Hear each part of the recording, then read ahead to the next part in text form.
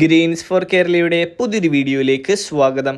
വീടുകളിൽ പാചകത്തിനായി ഗ്യാസ് സിലിണ്ടറുകൾ ഉപയോഗിക്കുന്ന എല്ലാവരും അറിഞ്ഞിരിക്കേണ്ടതും ശ്രദ്ധിച്ചിരിക്കേണ്ടതുമായ ഏപ്രിൽ മാസത്തിലെ പ്രധാന അറിയിപ്പുകളാണ് ഇന്ന് നിങ്ങളുമായി ഷെയർ ചെയ്യുന്നത്. ചാനൽ ആദ്യമായി കാണുന്നവർ സബ്സ്ക്രൈബ് ചെയ്യുവാനും വീഡിയോ ഇഷ്ടമായാൽ ലൈക്ക് ചെയ്യുവാനും മറക്കാതിരിക്കുക. ആദ്യത്തെ അറിയിപ്പ്, എല്ലാ മാസത്തെയും 1-ാം തീയതികളിൽ ആണ് എണ്ണ കമ്പനികൾ ഗ്യാസ് സിലിണ്ടറുകളുടെ വില പുനർക്രമീകരിക്കുന്നത്. ഇപ്പോഴിതാ ഏപ്രിൽ മാസത്തിലും വില പുതുക്കി നിശ്ചയിച്ചിരിക്കുകയാണ് എണ്ണ കമ്പനികൾ. ഇതിൻ്റെ അടിസ്ഥാനത്തിൽ ഗ്യാസ് സിലിണ്ടറിൻ്റെ വില കുറച്ചിരിക്കുകയാണ്. 19 കിലോഗ്രാം വാണിജ്യ LPG സിലിണ്ടറിൻ്റെ വില 41 രൂപയാണ് കുറച്ചത്. വില പ്രാബല്യത്തിൽ വന്നു.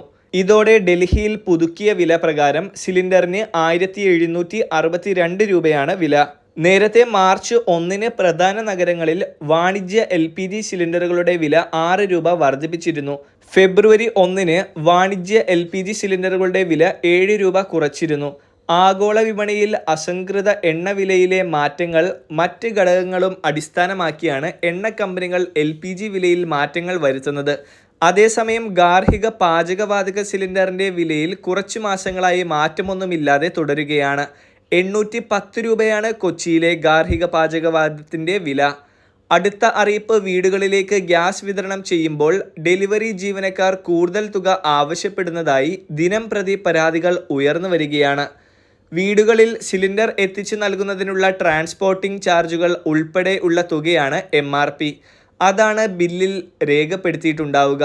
ഗ്യാസ് ഏജൻസിയിൽ നിന്നും 5 കിലോമീറ്റർ ചുറ്റളവിൽ വിതരണം ചെയ്യുമ്പോൾ ഡെലിവറി ചാർജ് ഒന്നും നൽകേണ്ടതില്ല.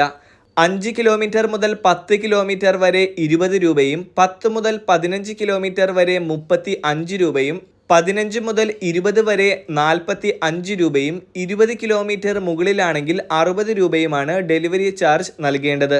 ഈ തുക ബില്ലിൽ രേഖപ്പെടുത്തിയാണ് നൽകേണ്ടത്. ഇതിൽ കൂടുതൽ തുക ജീവനക്കാർ ആവശ്യപ്പെടുകയാണെങ്കിൽ നിങ്ങൾക്ക് പരാതിപ്പെടാവുന്നതാണ്. അടുത്ത അറിയിപ്പ്, പെട്രോളിയം ഗ്യാസ്, അതായത് regulation of supply and distribution order 2000 എന്ന നിയമത്തിൻ്റെ കീഴിലാണ് പാചകവാതക വിതരണം നടക്കുന്നത്. ഒരു ഉപഭോക്താവ് രാജ്യത്തെ ഏത് ഏജൻസിയിൽ നിന്നും പാചകവാതക കണക്ഷൻ എടുക്കുമ്പോൾ രജിസ്റ്റർ ചെയ്ത അഡ്രസ്സിൽ ഏജൻസി നിർബന്ധമായും സിലിണ്ടർ എത്തിച്ചു നൽകേണ്ടതാണ്. ഇങ്ങനെ എത്തിച്ചു കൊടുക്കുവാൻ ഉപഭോക്താവിൻ്റെ പക്കൽ നിന്നും വിൽക്കുന്ന തുകയേക്കാൾ അധിക തുക വാങ്ങാൻ പാടില്ല. ഏതെങ്കിലും സന്ദർഭത്തിൽ ഏജൻസിക്ക് ഉപഭോക്താവിൻ്റെ രജിസ്റ്റർ ചെയ്ത മേഖലയിൽ എത്തിച്ചു കൊടുക്കാൻ സാധിച്ചില്ല എങ്കിൽ ഉപഭോക്താവിൽ നിന്നും പ്രത്യേക അനുമതി ഏജൻസി നിർബന്ധമായും എഴുതി വാങ്ങണം എന്നതാണ്. നിയമപ്രകാരം നിർച്ചിരിക്കുന്ന ഒരു പാചകവാതക സിലിണ്ടർ 29.5 കിലോഗ്രാം തൂക്കം ഉണ്ടാകണം.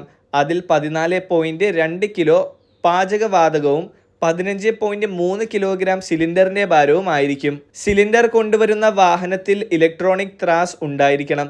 ഉപഭോക്താവ് ആവശ്യപ്പെട്ടാൽ ഈ ത്രാസിൽ ഗ്യാസ് കൃത്യമായ ഭാരം കാണിച്ചു കൊടുക്കാൻ ഏജൻസികൾ ബാധ്യസ്ഥരാണ്. അങ്ങനെ ചെയ്തില്ല എങ്കിൽ ഉപഭോക്താവിന് ആ ഗ്യാസ് സിലിണ്ടർ തിരസ്കരിക്കാവുന്നതാണ്. തൂക്കക്കുറവ് കാണിച്ചുകൊണ്ട് ലീഗൽ മെട്രോളജി വകുപ്പിൽ പരാതി കൊടുക്കാവുന്നതുമാണ്. അടുത്ത അറിയിപ്പ്, ഗ്യാസ് ഏജൻസികളുടെ പ്രവർത്തന സ്ഥലത്ത് ഉപഭോക്താക്കൾ കാണത്തക്ക രീതിയിൽ ഗ്യാസ് സിലിണ്ടറുകളുടെ സ്റ്റോക്ക് പ്രദർശിപ്പിച്ചിട്ടുണ്ടാവണം. ഈ സ്റ്റോക്കിൽ നിന്നും ഉപഭോക്താക്കൾ സിലിണ്ടർ ആവശ്യപ്പെട്ടാൽ ഏജൻസിയിൽ നിന്നും കൊടുക്കാൻ ബാധ്യസ്ഥരാണ്. സിലിണ്ടറുകളുടെ വിലയിൽ നിന്ന് റിബേറ്റ് ഉപഭോക്താക്കൾക്ക് കൊടുക്കേണ്ടതാണ്. അതായത് ഗ്യാസ് ഏജൻസികളിൽ നേരിട്ട് പോയി സിലിണ്ടർ എടുക്കുമ്പോൾ നിശ്ചിത തുക ഉപഭോക്താക്കൾക്ക് റിബേറ്റ് ആയി നൽകുവാൻ ഗ്യാസ് ഏജൻസികൾ നിർബന്ധിതരാണ്. ഷെഡ്യൂൾ പ്രകാരം പുതിയ കണക്ഷൻ എടുക്കാൻ വരുന്ന ഉപഭോക്താക്കളെ നിർബന്ധിച്ച് യാതൊരുവിധ സാധനങ്ങളും ഏജൻസിയിൽ നിന്നും വാങ്ങാൻ നിർബന്ധിക്കരുത്.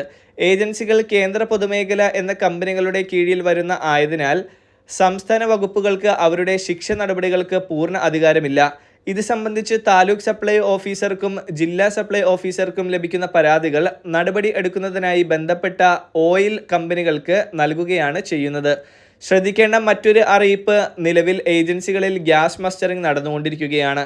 ഇതുവരെ മസ്റ്ററിംഗ് അവസാന തീയതി ഒന്നും പ്രഖ്യാപിച്ചിട്ടില്ലെങ്കിലും പുതിയ സാമ്പത്തിക വർഷം ആരംഭിച്ചതിനാൽ ഗ്യാസ് മസ്റ്ററിംഗ് ഒരു അവസാന തീയതി പ്രഖ്യാപിച്ചേക്കാമെന്ന സൂചനകളൊക്കെ എത്തുന്നുണ്ട്. ഇത്തരത്തിൽ അവസാന തീയതി പ്രഖ്യാപിച്ചിട്ടും മസ്റ്ററിംഗ് ചെയ്യാത്തവർക്ക് ഭാവിയിൽ ഗ്യാസ് സിലിണ്ടർ റീഫിൽ ചെയ്യുന്നതിനൊക്കെ ബുദ്ധിമുട്ടുണ്ടായേക്കാം.